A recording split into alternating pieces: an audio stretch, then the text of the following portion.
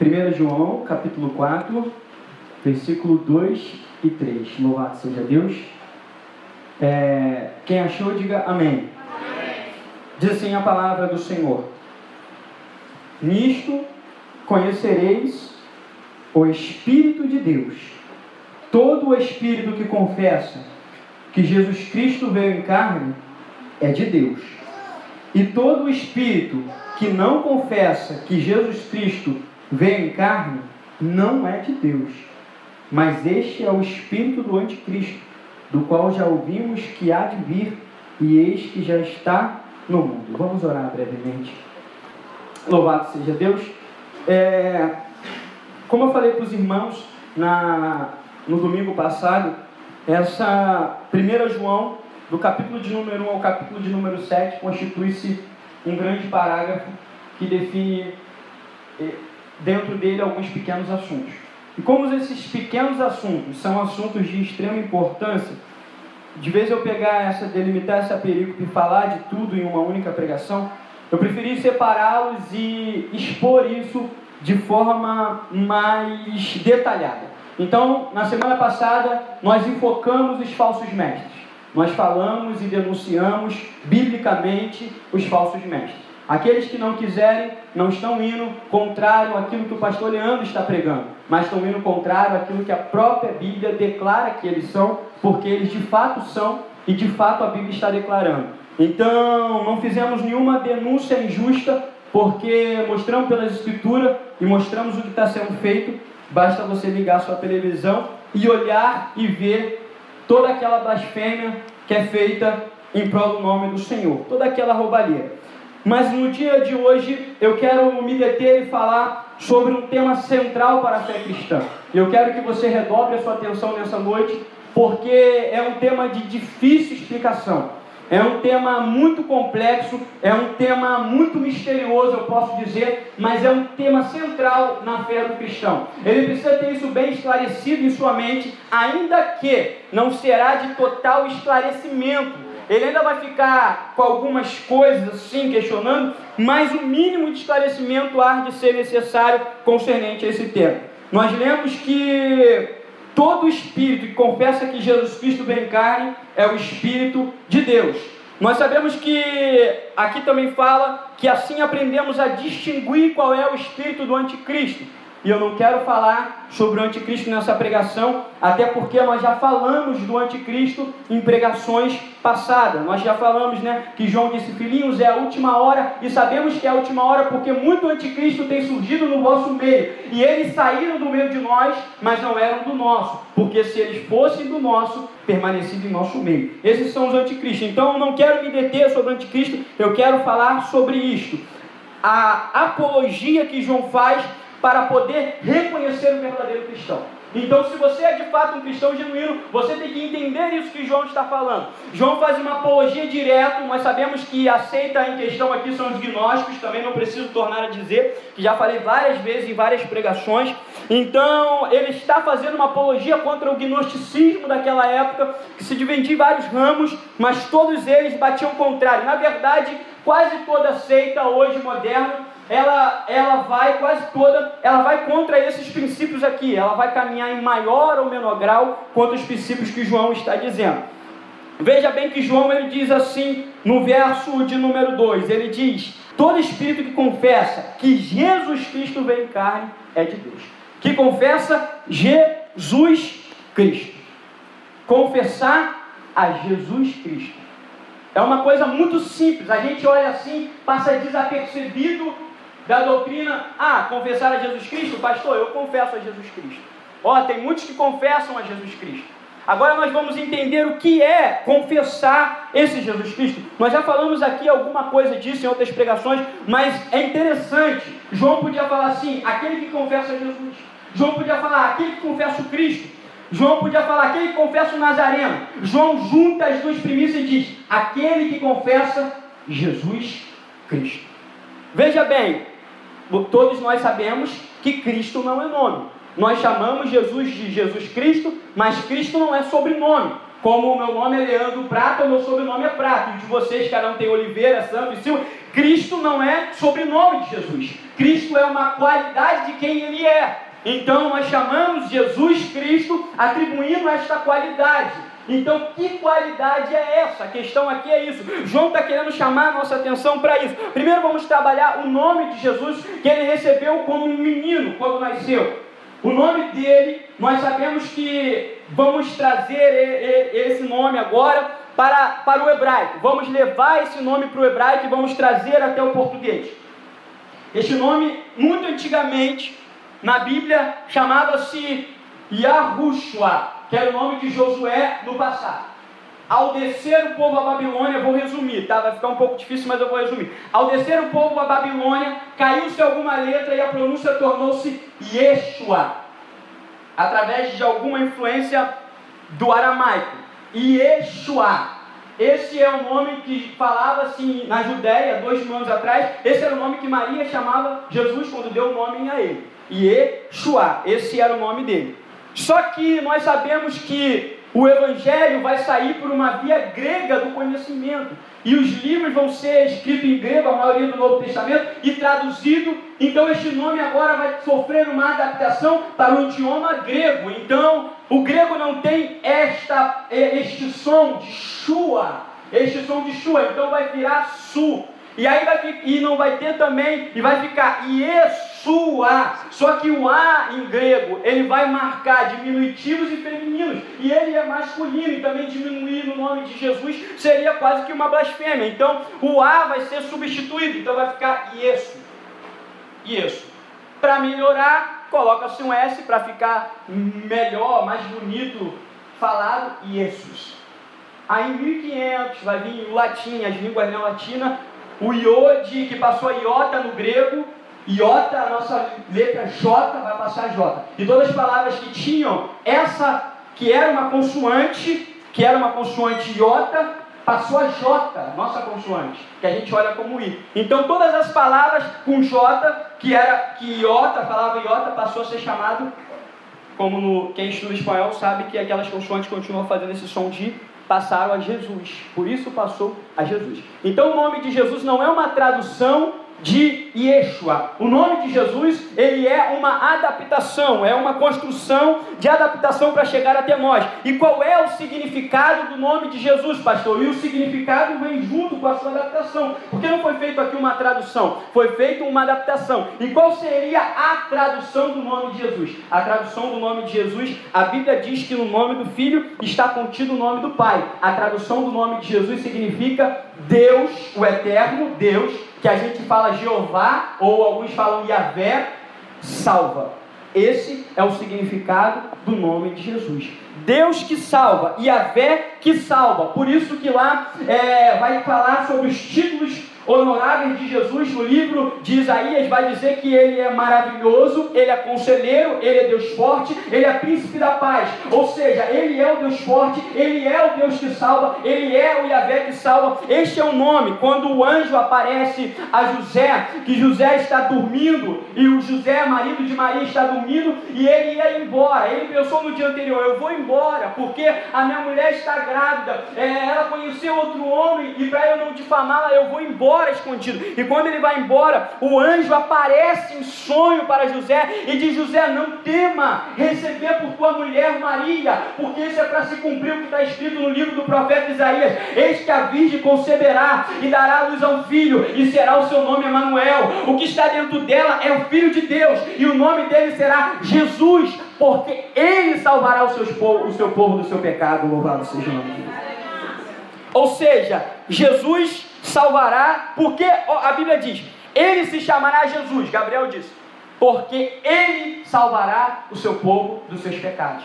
Está explicando a etimologia do nome. Por que se chama Jesus? Porque ele salvará o seu povo do seu pecado. Jesus tem um povo que ele salva do seu pecado. E esse povo de Jesus, ele é marcado por algumas características. E as características estão em conhecê-lo, em ter relação com ele, a partir daquele quem ele é. Então nós temos que conhecer o nosso Senhor. Então, primeiro, ele vai nascer no ventre de uma mulher virgem, chamada Maria, há 2000 anos atrás. Nós vamos falar um pouco mais sobre isso. Nós pregamos na sexta-feira que André achou o Messias. E a tradução diz assim, em João, capítulo de número 1, versículo 41. Achou o Messias, que traduzido quer dizer Cristo. Então, Cristo é a palavra grega aportuguesada para Messias. Que na verdade, melhor dizendo, Machia, seria no hebraico, Messias também é um aportuguesamento. Então a palavra Machia, então achamos o Messias, então nós falamos, Jesus o Machia, Jesus o Messias, Jesus o Cristo, é isso que nós estamos dizendo. Quando eu falo Jesus Cristo, eu estou falando Jesus o Messias, Jesus o Machia, ou mais traduzido agora, traduzindo Machia, não trazendo para o português, mas traduzindo Jesus o Ungido. Quando eu digo assim, Jesus, quando João disse, ele disse assim, olha, Jesus, aquele que confessar Jesus o ungido, esse tem o Espírito de Deus. Aquele que confessar que Jesus o ungido veio em carne, este tem o Espírito de Deus. O que implica Jesus como Machia? Nós vimos Jesus como Yeshua, é Deus que salva, e Ele é um menino que nasceu, é o nome que nós recebemos de nascimento, esse é o nome oficial dele, o nome dele como homem, como filho de Maria, caminhou, cresceu, sentiu sede, trabalhou, esse é o nome, mas agora este título colocado sobre o nome dele, o Cristo, o que quer dizer isso? Na Escritura, se você fizer uma análise, você vai perceber que esse título chamado Ungido ou Messias significa que ele é Deus. Significa que ele é aquele a quem Deus ungiu para poder fazer sinais e maravilhas. Significa que ele foi escolhido antes de todos os tempos para poder realizar isto, ou seja, ou ele é, melhor dizendo, antes de todos os tempos para realizar isso. Então, quando João está fazendo esta apologia, João está colocando duas coisas necessárias para se crer e para ter uma ortodoxia da fé. João está dizendo, você precisa crer que ele nasceu de uma virgem, que ele é homem, que ele cresceu, e você precisa acreditar que ele é Deus encarnado, que ele é antes de todas as coisas. É isso que João está dizendo, porque João, se você fizer uma análise, você vai ver que, por exemplo, o texto que nós citamos mais uma vez, Isaías 7,14, a virgem conceberá e dará à luz a um filho, e será o seu nome Emanuel. O que significa Emanuel? Ela é Deus, Emanuel conosco, Deus conosco. Então quem vai nascer? É Deus que vai nascer em uma virgem. É isso que está sendo dito. Então, quando nós falamos disso, nós podemos olhar e ver em várias situações, nós já falamos aqui um pouco sobre a divindade de Cristo, é por isso que eu estou resumindo sobre isso, nós vamos ver também esses atributos em outros versículos. Miqueias 5,2, que ele é desde a eternidade. Isaías, que ele também é maravilhoso, já citei. E vários outros textos que vão revelar que ele é Deus. Então veja como isso é extremamente importante. João está dizendo, aquele que confessar Jesus o Cristo, Jesus homem e Jesus Deus, que ele esteve perfeitamente com essas duas naturezas. Isso é bem complicado. Veja bem, abra sua Bíblia comigo em 1 Timóteo 2,5. Eu quero que você abra, e se você não tem esse versículo marcado, marque na sua Bíblia. Deixe ele marcado, porque esse versículo é extremamente importante.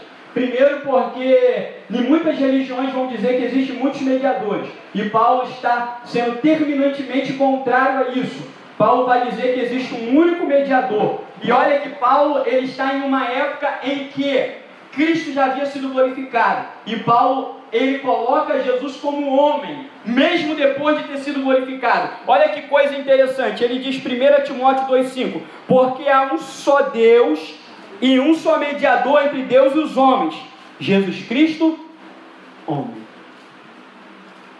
Vocês perceberam que Paulo está dizendo do Cristo glorificado como homem à destra de Deus? Paulo está dizendo, aquele que morreu e ressuscitou no terceiro dia, está sentado nas alturas desta de Deus, ele é homem. Pastor, pensava que ele é Deus também. Ele não deixa de ser homem, ao passo que ele é glorificado, ele continua sendo homem. Aqui é algo muito importante de nós entendermos da doutrina cristã, algo extremamente importante. Quando nós falamos do nascimento virginal, as armas de Satanás e do inferno se voltam contra essa ortodoxia da igreja, contra essa confissão de fé, conforme os apóstolos fizeram questão de afirmar. Os liberais, eles entram com todo o seu armamento teológico para poder dizer que Jesus não nasceu de uma virgem coisa nenhuma. Eles querem dizer isso porque bate no âmago da questão doutrinária do cristianismo, bate nas estruturas do cristianismo, e se a estrutura ruir, todo o cristianismo cai. E eles batem no ponto certo. E onde é que eles batem nessa questão de Isaías, capítulo 7, versículo de número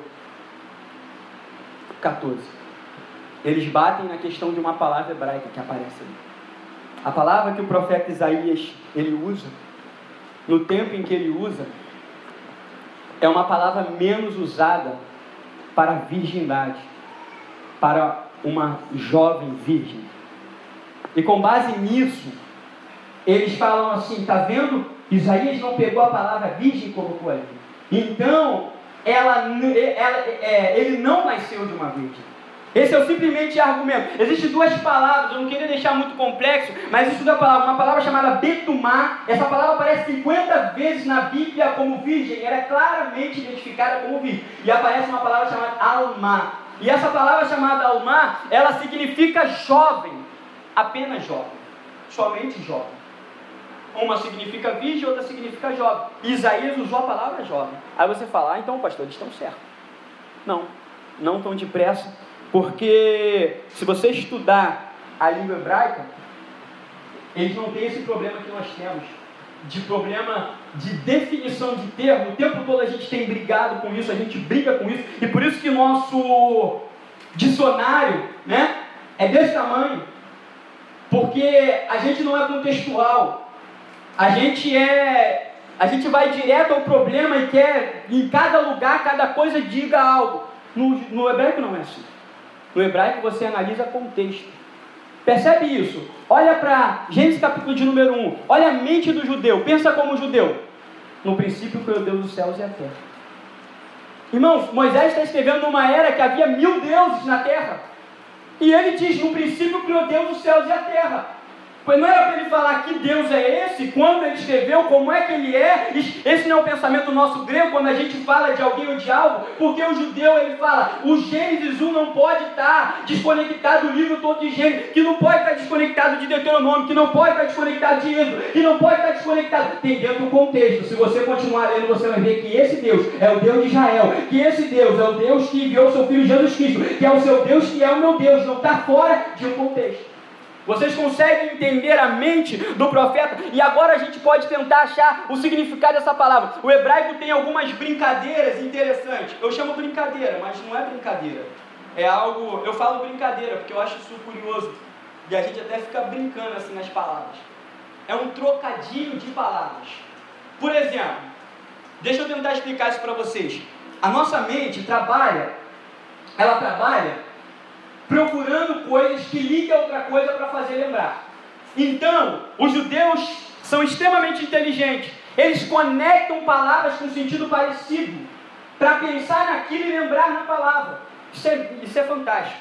Todo mundo que usa coisas para se lembrar são pessoas inteligentes. Quando você pensa em uma outra coisa, aí a pessoa fala assim, isso não tem nada a ver com o que tu pensou, mas na sua mente para você tem a ver. E eles fazem isso. Então, por exemplo, a palavra alma, ela vem de uma palavra chamada Elen, que é a palavra para oculto. Olha que coisa interessante. A palavra oculto. E é da raiz dessa palavra que vai derivar a palavra jovem. O que o jovem tem para ocultar de segredo especial e importante. E a Bíblia diz que isso é extremamente importante. Como está em Tessalonicenses, capítulo de número 4. Que Deus é até vingador se o jovem não ocultar aquilo que Deus coloca nele como precioso. Ou nela. Todo mundo já entendeu o que o jovem tem que guardar. A sua pureza. Então, a palavra alma vem dessa raiz, daquilo que está oculto, daquilo que está guardado. É isso que o jovem tem que guardar. E seria completamente abominável para um judeu pensar em uma jovem. Isaías não precisa dizer que é especificamente virgem. Pensar dentro da cultura judaica em uma jovem não virgem. Porque se ela fosse encontrada não virgem, ela ia ser trazida à presença do sinédrio, dos homens de Deus, dos fariseus, dos homens de Deus, iam ser apedrejados. Porque não era virgem. Porque cometeu abominação em Israel, não guardando a sua virgindade. Então, eles fazem uma crítica absurda, sem contexto, tanto que quando você vê Eliezer buscando uma mulher para Isaac, Isaac tinha 40 anos, e ele vai buscar Rebeca. A Bíblia diz que ele vai buscar uma Betumá, aí usa a palavra virgem, que não conhecia marido, chega a ser redundante, uma virgem que não conhecia marido, mas depois fala assim, e olhando para a jovem, aí está a palavra Almá, e olhando para aquela jovem que obviamente tinha que ser virgem para o seu servo Isaac, que não conhecia a mulher até os 40 anos, e levou aquela virgem que representa até a própria igreja, nós sabemos na palavra de Deus. Então essa acusação liberal é uma acusação perniciosa contra a palavra de Deus. Maria era uma virgem, e isso é testemunhado pelo próprio anjo Gabriel, que diz isso para ela, mulher, ela diz, como vai acontecer isso? Como eu vou engravidar se eu não conheço o varão? E ele diz assim, olha, a sombra do Altíssimo te envolverá, e o ente que vai nascer de ti será um ente santo, ele será conhecido como Filho de Deus. Ah, pastor, essa pregação está muito estranha, eu não estou vendo nada de importante para aplicar na minha vida. Eu não estou vendo nada de importante para mim nessa pregação. Irmãos, se a doutrina da virgindade de Maria ruir, você vai negar que todo homem nasce em pecado. E se você negar que todo homem nasce em pecado, coloca a sua própria salvação em risco. Ou então, se você negar isso, você pode negar também que Cristo nasceu em pecado. Ou das duas, uma. Eu vou te mostrar como isso acontece. Primeiro, a Bíblia vai dizer que todo homem nasce em pecado. A Bíblia vai dizer isso, que todo homem nasce em pecado. Por que a doutrina? Porque, deixa eu explicar para vocês o que eles dizem. É um argumento que minha irmã usou para mim outro dia, conversando com ela sobre Bíblia. Ela falou que eu não acredito que Jesus nasceu do Espírito Santo, colocado no Virgem Maria. Eu acredito que foi José, porque o que importa ele ser no Espírito Santo ou ele ser José? Não importa o que ele foi. Eu falei, importa muita coisa. Importa muita coisa. Porque a Bíblia diz que todo aquele que é nascido de varão é nascido em pecado. E a Bíblia diz que Jesus não tinha pecado e não podia ter pecado para satisfazer toda a justiça de Deus. Nós colocamos em xeque a doutrina da justificação quando nós negarmos que Jesus nasceu de uma virgem. E outro ponto, isso aí eu digo assim, não, tá bom, Jesus não nasceu de uma virgem, também eu coloco em outro ponto. Se você ainda acredita, pastor, eu acredito que ele não nasceu de uma virgem e que o homem nasce em pecado. Aí você colocou pecado nele. Dos dois jeitos dá problema.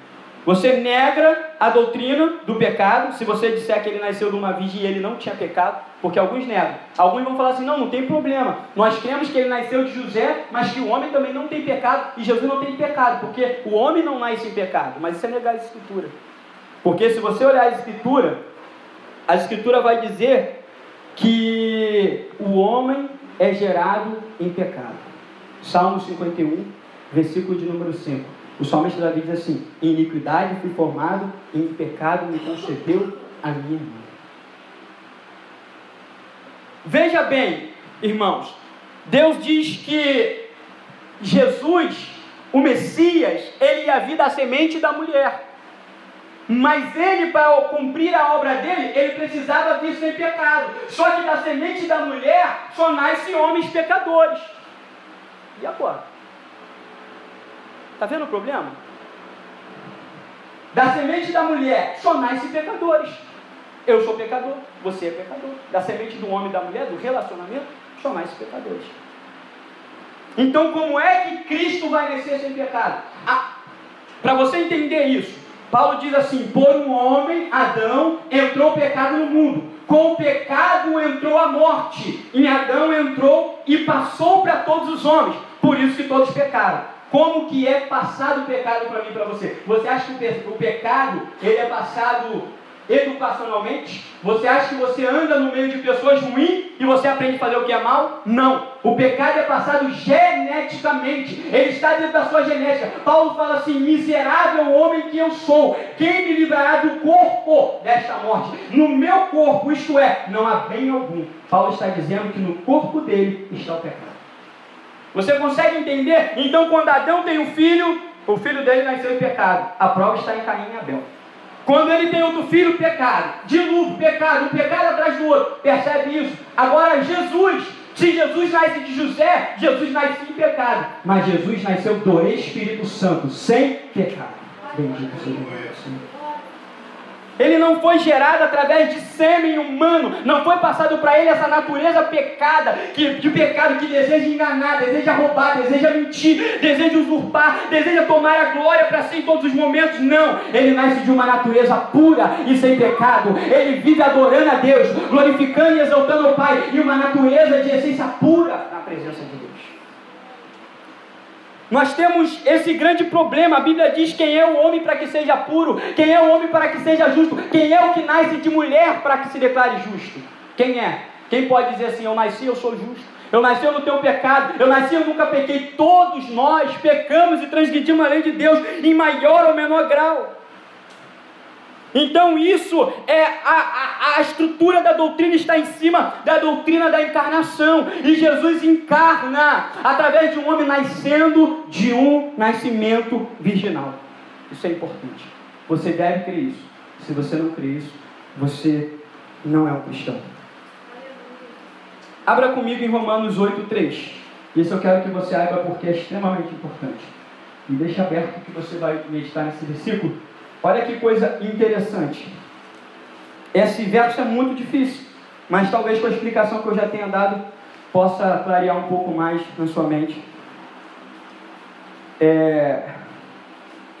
Eu não vou poder explicar muito, porque o tempo é curto, mas com aquilo que você já tem ouvido, talvez facilite.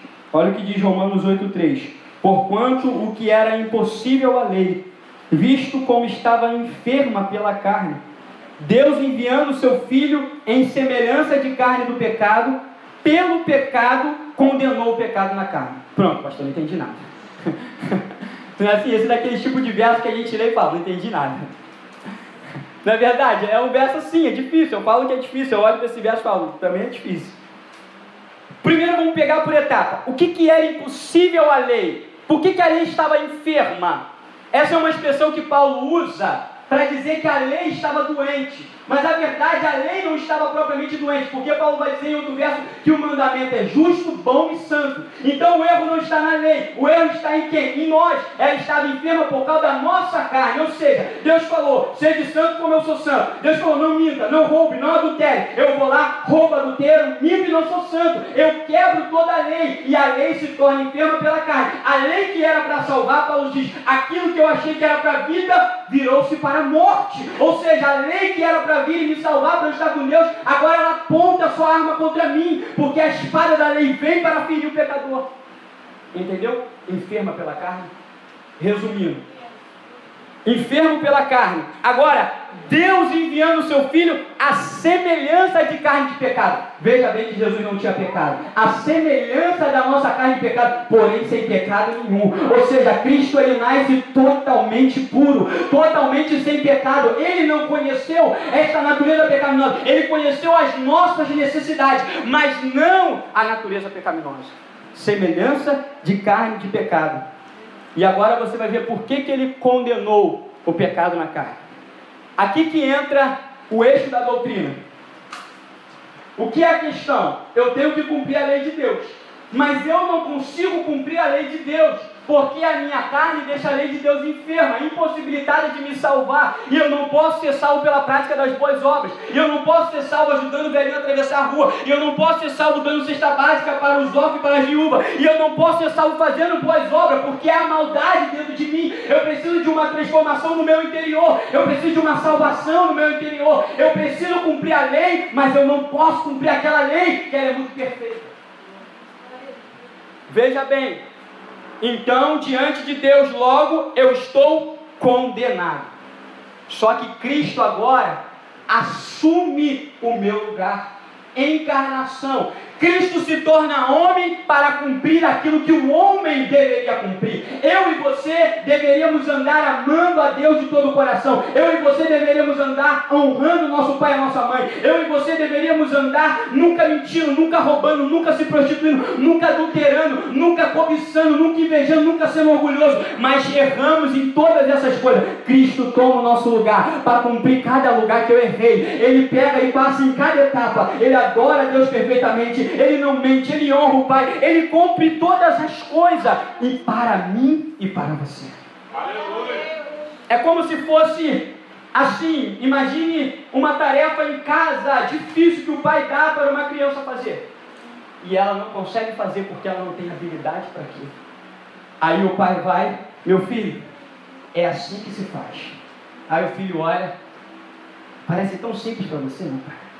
Assim que foi simples para Jesus. Ele veio e cumpriu porque ele andou em plena comunhão com Deus. O cristão, quando ele anda em comunhão com Deus, ele vence o pecado. E aqui está dizendo que ele, pelo pecado, condenou o pecado na carne. Como que é isso? Ou seja, na sua carne, ele vai receber o castigo que era meu e seu. Ele não somente cumpre e se torna justo. Ele cumpriu e se tornou justo. Pastor, que injustiça. Ele cumpre e ele morre. Se ele venceu a prova, ele deveria ser livre. A lei não deveria matá-lo. Ele cumpriu toda a lei. A lei mata quem não cumpre. Quem deveria morrer? Eu e você. Agora, Cristo, mesmo cumprindo toda a lei, ele cumpre para nós, e ele também morre para nós. Por isso que ele encarna como homem, para poder morrer para mim e para você, para poder morrer. Aí ele condena o pecado na carne. Como assim? Na sua carne, olha que a Bíblia diz, e o Senhor agradou Moelo fazer enfermar, e pelas suas pisaduras fomos sarados. Quando o nosso pecado foi colocado sobre ele, ele condenou o pecado na carne, e nós fomos livres do poder do pecado. Louvado seja o nome do Senhor. Ainda que a presença do pecado esteja em nós pela carne, e nós ainda possamos errar, mas não mais do poder do pecado. Nós não mais somos vendidos como escravo ao pecado. Aquele que nasceu de novo e se tornou uma nova criatura, ele não é mais vendido como escravo ao pecado. O ímpio é vendido como escravo ao pecado. Ele não consegue dizer não à cocaína, não à prostituição, mas o salvo sim, ele pode ir na presença de Deus e orar, que o Espírito Santo enche ele da verdade de Deus. Pastor, eu não conheço isso aí não, então talvez você não tenha resistido até o sangue combatendo contra o pecado, porque existe uma luta para o cristão. Não é tudo tão fácil, existe uma luta, mesmo que ele nos livrou. A habitação de Deus entre os homens. A encarnação fala de uma habitação de Deus entre os homens. Veja bem, Cristo veio habitar em nós. Todo aquele que confessa Jesus Cristo, este é nascido de Deus. Este é de Deus, que ele veio na carne. Olha, a Bíblia diz lá em João 1,14, e o Verbo se fez carne e habitou entre nós, e vimos a sua glória como a glória do unigênito do Pai, cheio de graça e de verdade. Se você pegar o livro de João, eu já disse aqui, João, apóstolo João, ele começa o livro como? Vocês conhecem bem esse versículo. No princípio ele era o Verbo estava com Deus, o Verbo era Deus. Ele começa falando que Jesus era Deus, ele era o Verbo e ele era Deus. Então ele continua dizendo sobre toda a divindade de Cristo. Só que tem um problema aqui. Os gregos falavam de um logos que criou todas as coisas, falavam de um monte de coisa. E as pessoas dizem assim, olha, João está copiando os gregos. Não é nada disso. Os gregos copiam Salomão em Provérbios, e aí João só está citando Salomão e cabe de ser a mesma coisa, mas ainda para quebrar os gregos, que eles não vão tão longe, João diz assim, o Logos, ele só não é Deus longe de nós, agora o Logos se fez carne e habitou entre nós, e não somente isso, vimos a sua glória, cheio de graça e de verdade. Jesus Cristo habitou entre nós, o Verbo de Deus que tudo criou, o verbo aqui habitar em grego, fez tenda no meio de nós. Fez um tabernáculo de nós, vamos falar assim. Não entre nós, de nós. Vire para o teu irmão e diga, você é o tabernáculo de Jesus. Ele veio tabernacular conosco. Ele veio mostrar que ele... Irmão, o tabernáculo tem todo um sentido.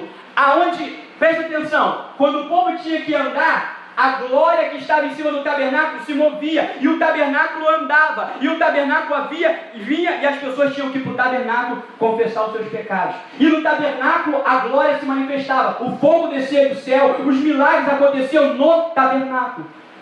E dentro do tabernáculo existia uma etapa de caminho que é dita como caminho, verdade e vida. A entrada do tabernáculo, o santo lugar e o santíssimo. E Jesus disse assim: eu sou o caminho, a verdade e a vida. Jesus está dizendo: eu sou o tabernáculo, eu sou Emanuel convosco, eu vim habitar no meio de vós, eu vim estar entre vós, como foi louvado aqui em João 14, Ele estará conosco, Ele estará para sempre conosco, louvado seja Deus. Quando Ele vem, Ele habita entre nós, no seu próprio tabernáculo. Quando Ele vai, Ele volta de novo para habitar dentro de nós. É um mistério. Tanto que Ele fala assim: não me toque, porque eu ainda não fui glorificado. É necessário eu ir para que o Espírito Santo venha. E Ele, na pessoa do Espírito Santo, habita em nós. Então Ele precisa ser glorificado. Ele ainda não foi glorificado. Porque Jesus precisa ser glorificado. Porque Ele tomou uma natureza humana. A encarnação. Se fez homem. E aqui é muito difícil e complexo trabalhar sobre isso. A igreja brigava, dividia, esse herege, aquele herege. Por causa disso ninguém conseguia entender como funciona isso. Acho que talvez nem hoje. Vocês conhecem muito bem Filipenses capítulo de número 2, que haja em vós o mesmo sentimento que houve em Cristo Jesus, que sendo em forma de Deus, não teve por usurpação ser igual a Deus, mas se esvaziou e se fez carne. Se fez carne e habitou no nosso meio. Então veja bem, Ele se fez carne. Aí a gente vai dizer, sendo obediente, humilhou-se ainda mais, tornou-se semelhante ao homem, se fez carne, tornando-se semelhante ao homem. Ele se humilhou ainda mais à morte de cruz. Paulo está descrevendo como Jesus se tornou homem. Aí, o problema todo vai girar o seguinte: uns vão dizer assim: quando Deus se faz carne, a natureza de Deus absolve a natureza humana. Visão 1. Essa visão é de um homem chamado Eutico, da igreja de Constantinopla, e ele disse isso, e ele foi taxado como herege. Isso não funciona assim. A outra visão é de um homem chamado Nestor, bispo de Antioquia. Nestor vai dizer assim: olha, quando Deus se fez homem, as duas naturezas se juntaram em uma, e ficou dois, um homem e um Deus, junto. Não, heresia também. A mistura, não se mistura. Essa que é a questão. Quando Deus entra no homem, eles só conseguiram definir essa questão de forma a negar as coisas. Eles diziam das duas naturezas divinas. Ele dizia assim: as duas naturezas estão unidas, sem mistura, sem modificação, sem divisão, sem separação, conservando cada qual a união, a sua própria especificidade. Jesus, como nós lemos a Bíblia falando, como nós lemos em 1 Timóteo 2,5, Jesus, homem, intercede por nós ao lado de Deus. Ele é Deus, Ele é homem. Ele é homem, Ele é Deus. Isso não mudou. E aí que as pessoas, alguns falsos profetas, pegam você e falam assim: irmão, você não deve adorar Jesus, porque só Deus deve ser adorado. Jesus disse isso, está escrito isso, você não deve adorar Jesus. E te leva para uma heresia tremenda, porque a Bíblia vai dizer o tempo todo que Jesus foi adorado, mas em alguns casos Ele não era adorado, Ele adorava a Deus, porque em alguns casos Ele está se comportando com a sua natureza humana, em alguns casos Ele está se comportando com a sua natureza divina. Então, pastor, ele ficava dúbio? Não, isso os dois é Ele, infundido, não misturado, perfeito, homem-Deus entre nós. Pastor, muito difícil. Realmente, eu também concordo com os irmãos que é muito difícil. Eu tenho que fazer como Paulo fez. Olha o que Paulo fez. Quando Paulo está falando disso, Paulo canta um louvor. Tem alguns louvores na Bíblia.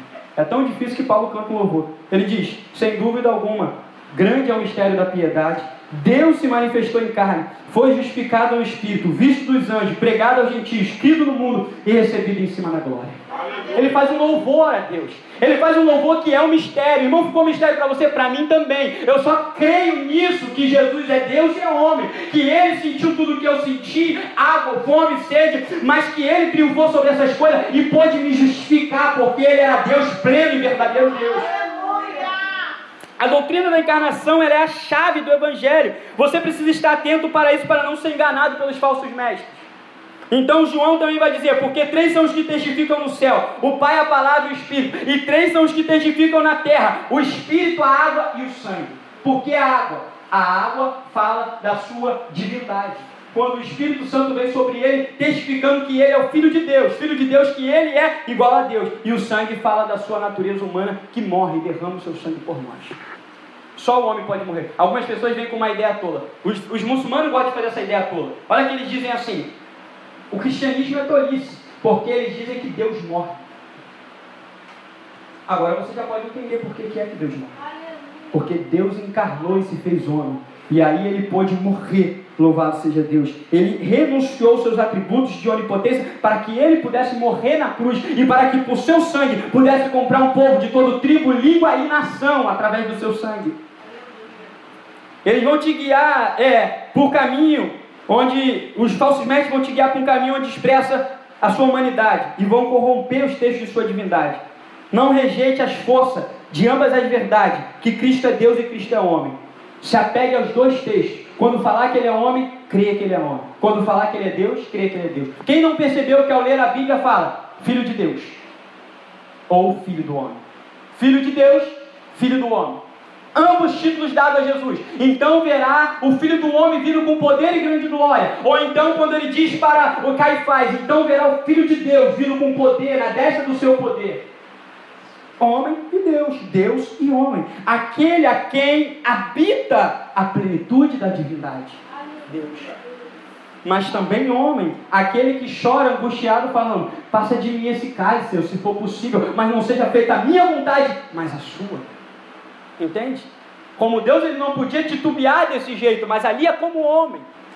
Então, o tempo todo vai mostrar isso, como Deus o adora. Pedro vem e quando ele fala, joga a rede do lado direito e puxa, Pedro entende que Jesus é divino e se prostra diante dele e fala, Jesus, sai de perto de mim porque eu sou pecador.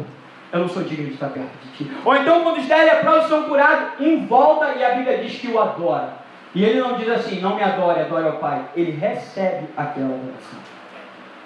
Então, se você for em Apocalipse, capítulo de número 5, vai dizer que os 24 anciãos e os milhares e milhares de anjos, 100 milhões vezes 100 milhões de anjos que estão no céu, adoram ao Cordeiro, dizendo que ele é digno de receber honra, glória, poder, domínio e majestade. Aleluia. Como Deus, e como Deus também sem pecado, como o homem é tentado em tudo, mas como Deus não comete pecado. Em vida terrena nós vamos ver isso todo o tempo. Como homem agora, ele adora a Deus. Os falsos mestres gostam muito de pegar isso.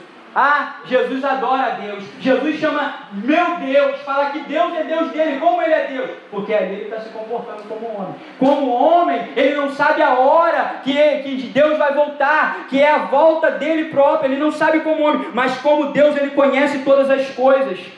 Como homem, ele ora ao Pai, como está em João 17, intercede por mim e por você.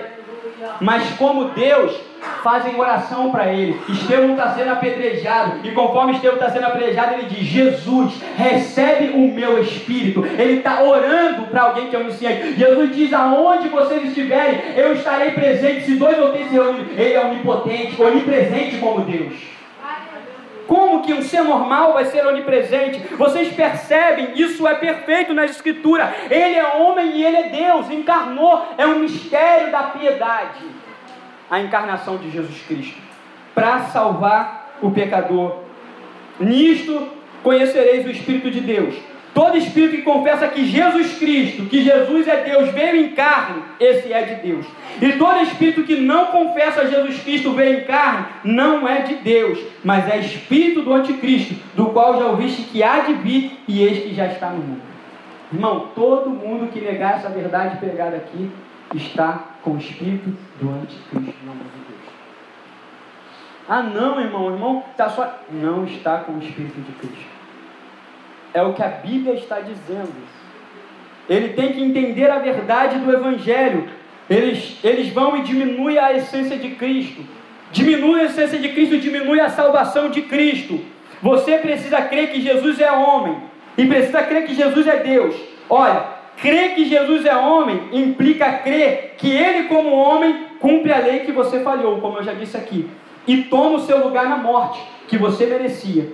Como Deus, você acredita que Ele tem justiça infinita para satisfazer a incomensurável justiça de Deus, a infinita santidade de Deus.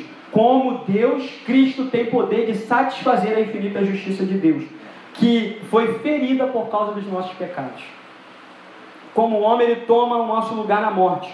Como Deus, se apresenta com justiça para a vida eterna. Entende, irmãos? Os nossos pecados contra Deus são pecados infinitos. Não pense assim, foi um pecadinho, pastor. Foi um pecado pequenininho. Não existe pecado pequeno contra um Deus infinitamente santo. Todo pecado contra Deus é abominação terrível. E por isso que o inferno foi feito por Deus, para poder condenar pecadores naquele lugar eternamente, satisfazer a sua justiça eternamente. Então Cristo precisava satisfazer a justiça de Deus de forma infinita. E para satisfazer, Ele deveria ser Deus bendito eternamente, como diz o apóstolo Paulo. Ele precisa ser aquele em quem habita a plenitude da divindade. Ele deveria ser a mesma imagem do Deus invisível.